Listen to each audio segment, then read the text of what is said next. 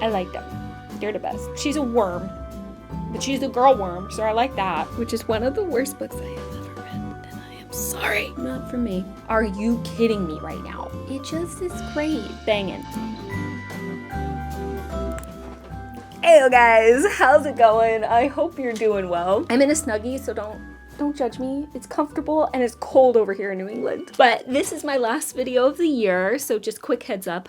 I'm not going to be posting anything after this for the next 2 weeks, so I will see you in 2024 after this. I'm going to take some time off, enjoy the holidays, be with the fam, recoup, all that jazz. But I still will be over on like my Patreon. I'll be over on the Hideaway Discord. I'll be prepping for Once Upon a Readathon, which y'all should join. It's going to be a blast. But I just won't be posting anything over here. Okay? So just quick little side note there. But today, since this is my last video, I wanted to do an end of the year book tag, and Destiny Sidwell did one for her Bookmas, 12 Days of Bookmas, I think that it's called. So I took her questions and I kind of Frankensteined it a little bit. I took out some questions I didn't think pertained to me and then added some other ones that I thought were cool. And I promise you, okay, I promise you I will not answer the make games to everything. There's going to be a variety of books here. I honestly want to know what my thoughts are across the board of my year. That being said, let's just jump into this bad boy and start off with the first question, which is a banger already. But this is, what's the most disappointing book that you read this year?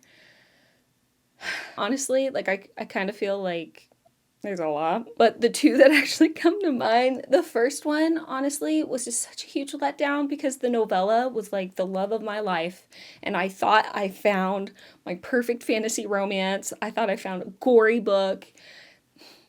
Lion was really good.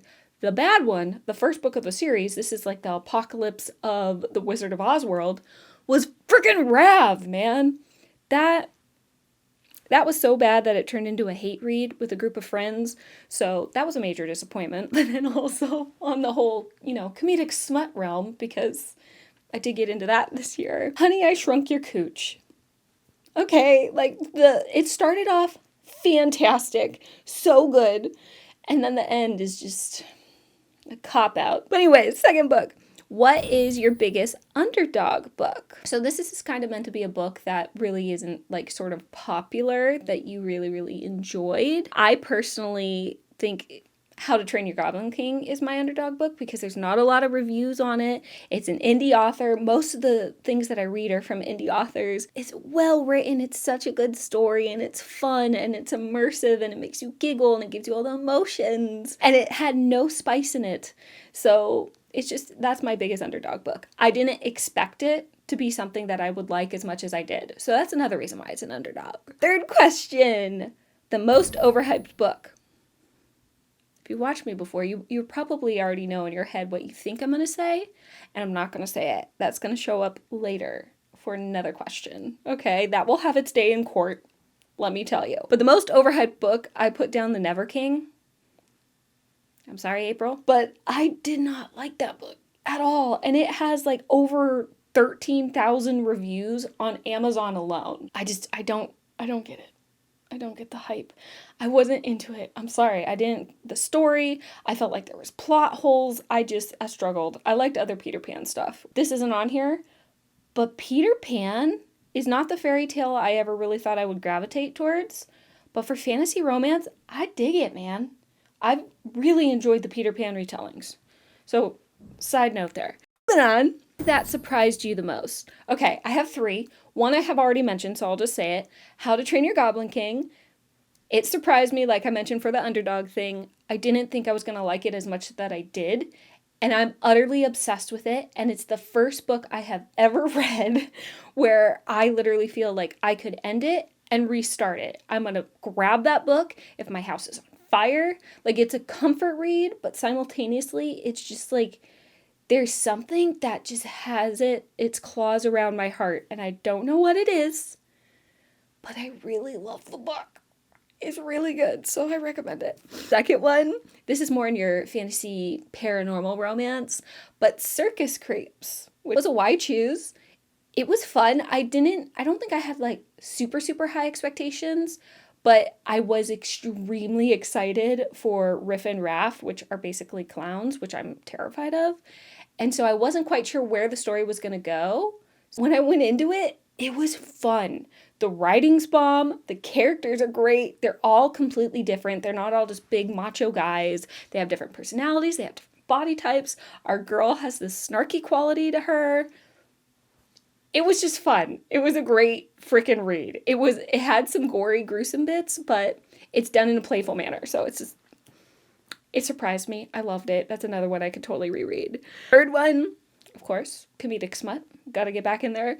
The one that surprised me, and this is totally different, but this one, which by the way, that's a hand-painted, like, oil painting for his cover, which I just, chef's kiss. I thought that one surprised me because of the end. I thought this is where we were going, and then all of a sudden it happened, and I was like, wait, what? So it wasn't a jump scare, but it kind of made me jump in the sense of like, wait, that's not what I thought was going to happen. So that was fun. So I put that on here too. Next one, favorite book couple of the year.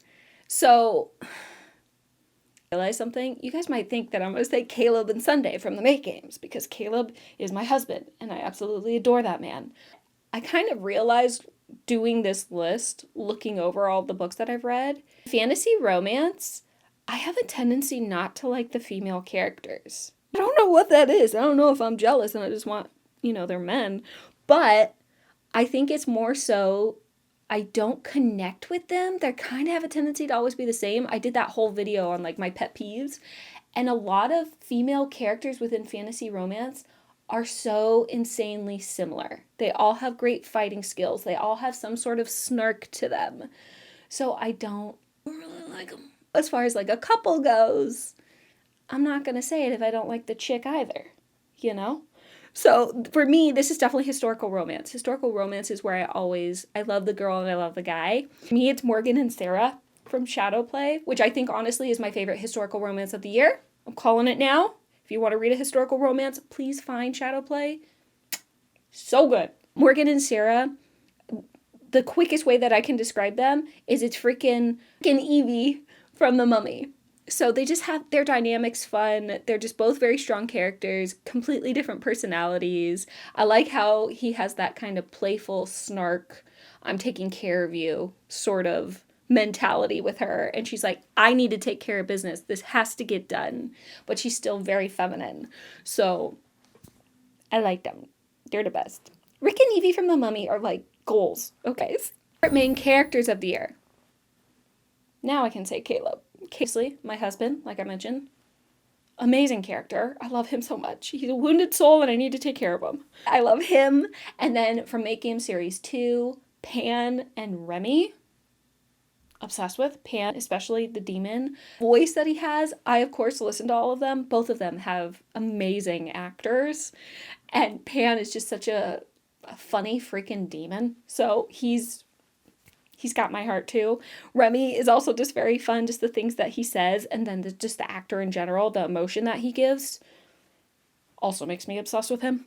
I also like Baz from Cute But Psycho. Honestly, just the intro to his character of just like he's dancing around with dead bodies, listening to like Dean Martin. Okay, I'm in. I love you immediately. I don't care what you do. I love you. Baz. And then lastly, Circus Creeps, Riff and Raff. Those freaking clowns are amazing. They're like Siamese cats. They're just fun. They're really cool characters, and they're very different than I've ever read in all the other books of the year. So, I love them too. You can tell, like I mentioned before, I struggle with these female chicks. Why do I say female? That's the same thing. I struggle with the females in fantasy romance. But the men, I can't get enough of the men. Anyways, new favorite author this year. I'm going to do 3. Erin Ver is probably my top this year. That's the How to Train Your Goblin King. And I think that she can literally make me so excited and want to keep turning the page. And there's no spice. She just has the romance on point. And I'm used to reading historical romance, which is very sweet and still makes you want to turn the page. But there's generally still spice to it. She did it with no spice. And I still loved it. The characters. Suri, like, she's my favorite. She's a secondary character, so she is a chick. She's a worm, but she's a girl worm, so I like that. Erin Ver Aiden Pierce for Circus Creeps, just because that was just such a fun, playful, gory sort of book, which is very me. So Aiden Pierce is definitely a new favorite author of mine. And then lastly, this is the funny one because I did not like the romance, but this chick can write. Sarah A. Parker she did the whole series for How to Bleed a Crystal Bloom. I would reread that to study that book. Again, romance, not into it. It's more dark toxic. The world that she built, the atmosphere that she built, very good. Book made you the happiest. Again, How to Train Your Goblin King. I know this is popping up a lot, but just go read it. It's great. But How to Train Your Goblin King literally just gave me the feels of just being very happy and giggly and just having the best time and just feeling warm and cozy inside. I also really enjoyed being with the mantis. Is that what it was called? I talk about this all the time. This is probably one of my favorite comedic smuts of the year. Actually, it is my favorite comedic smut. The way that it's written, April and I always talk about how it's Shakespearean.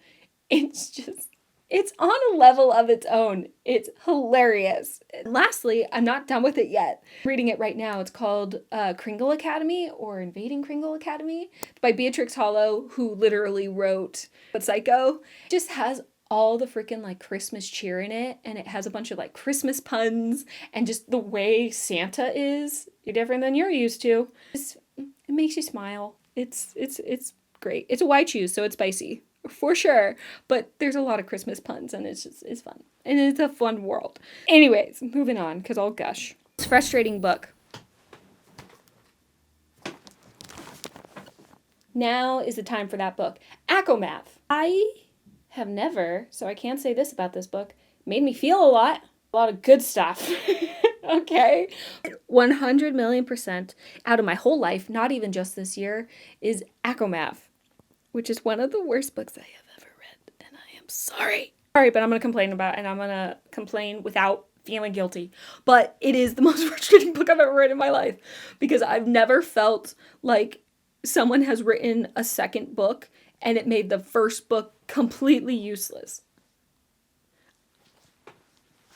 I'm sorry, but you can't just take characters and flip them literally 180 degrees and not show why at all, because the entire time not showing Tamlin's deterioration into this bad guy really just made me feel bad for him, and like the author was just ignoring him and his trauma.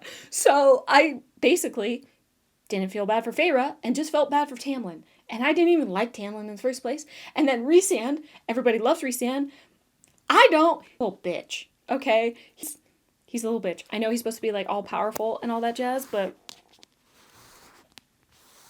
I don't think so. I really don't think so. Like we're just forgetting all the bad crap that he did in the first book. But again, that's because the first book is useless.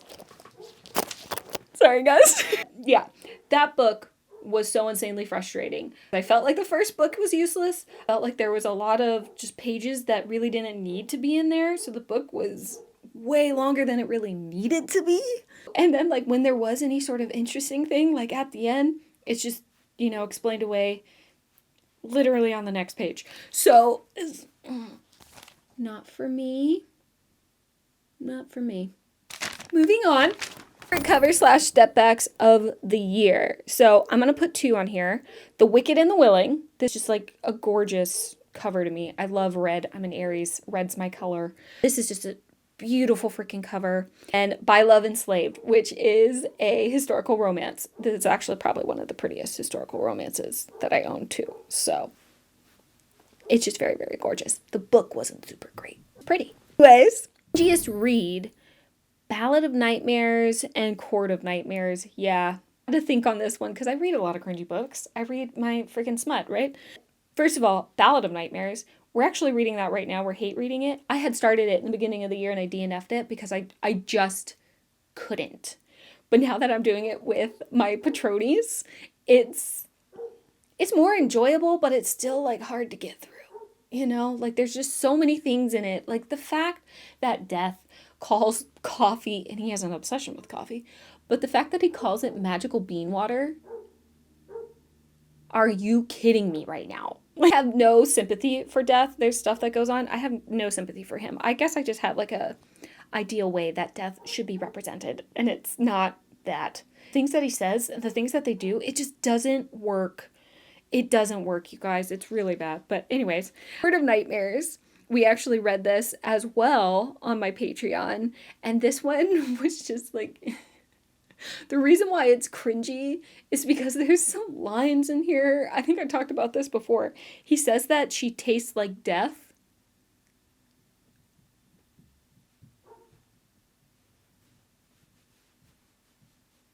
No. That's just and just how much they want to, we'll say, mark her with their fluids. That sounds worse. Too much for me. I couldn't handle it. So those are my cringiest reads. To be honest, I don't recommend either. If you do it, you need to read it with a group. You won't be able to get through it on your own. Court of Nightmares, because some of my patronies actually really liked it, but I struggled with some stuff. Anyways, unpopular book that you loved.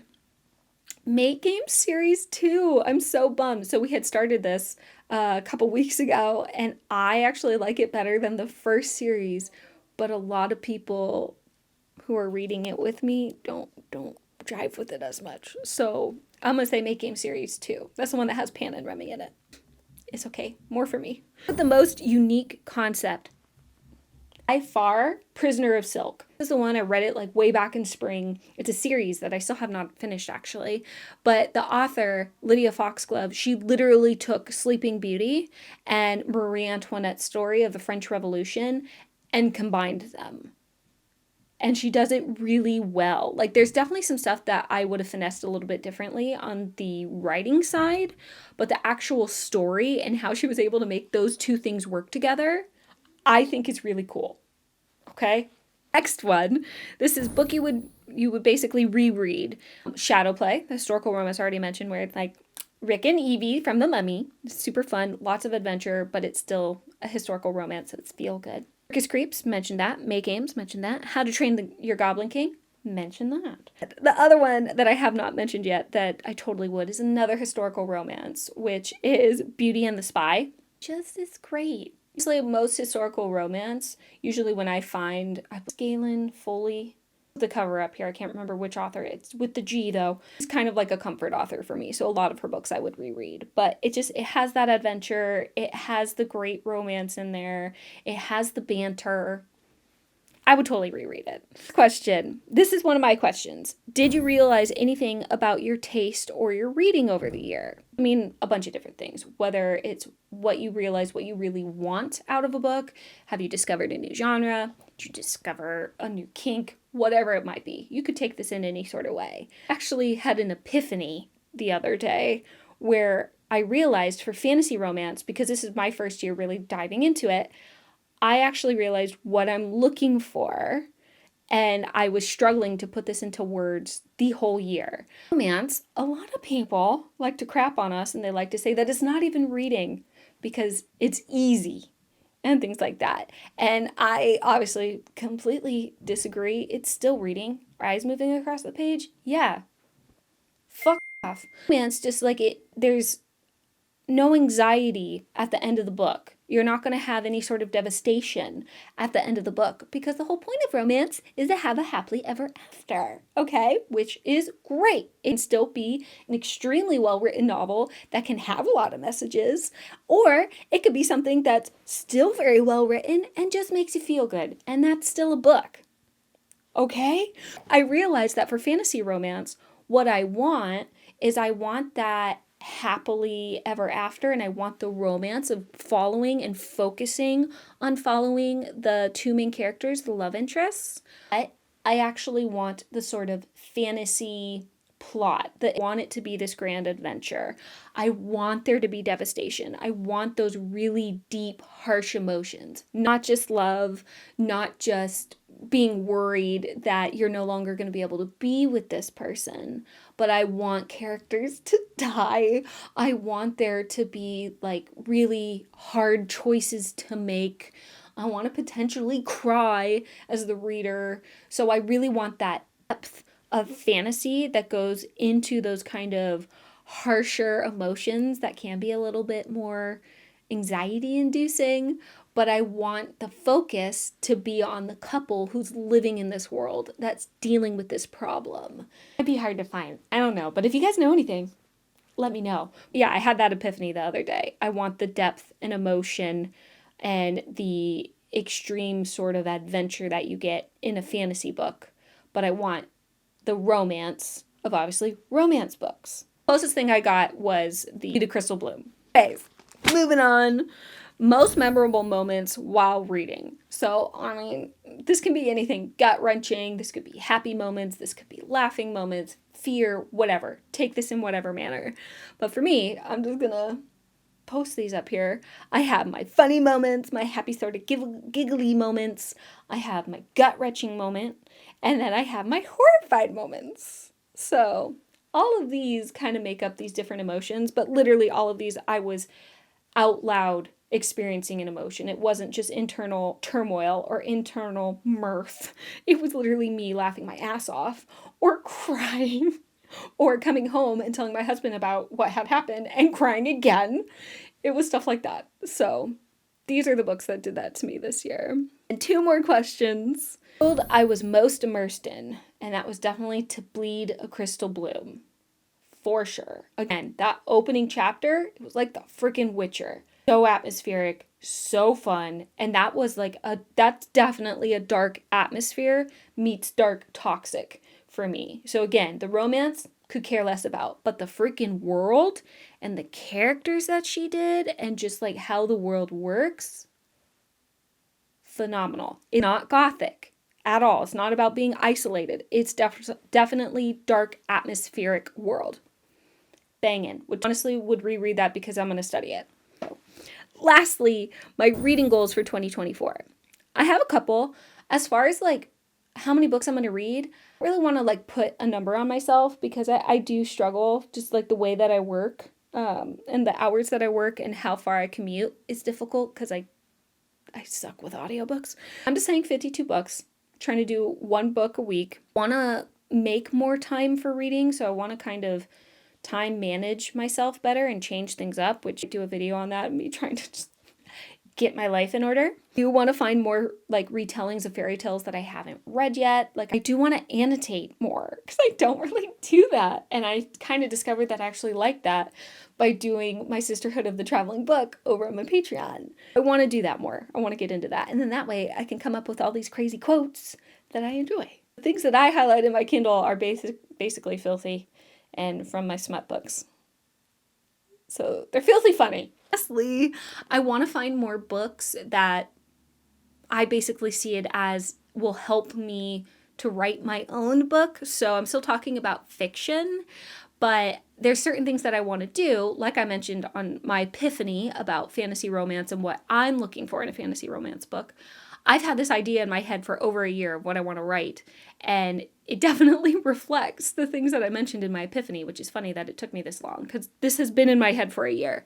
So I want to find more books that will help me put those elements into my own, which might mean that I need to read fantasy, but like you can hear it in my voice right now. I don't want to do that. I'm not a fantasy girl, man. I'm a romance girly, but there's just certain things that I want I haven't found yet, but I want to see other people and their interpretations of how they're doing it, whether it has to do with like action or it has to do with emotion or world building, whatever it might be. So anyways, I digress. I just want to find more books, mainly dark atmospheric, that will help me write my own and help inspire it. Anyways, that's it. That's my end of the year book tag. I have no idea how long that was. If you're still here, thanks, babe. That's cool. Feel free, let me know what your answers are to the questions down below, or if you're over on my Discord. I want to know what books you guys are thinking about too, especially for a lot of these questions. I want to know what your most overhyped book is, or what you think the most overhyped book, or your most frustrating book. Okay, let's dish. But anyways, I will catch you guys later. I will see you in 2024. You have a great rest of your holidays, and I'll see you later. Bye.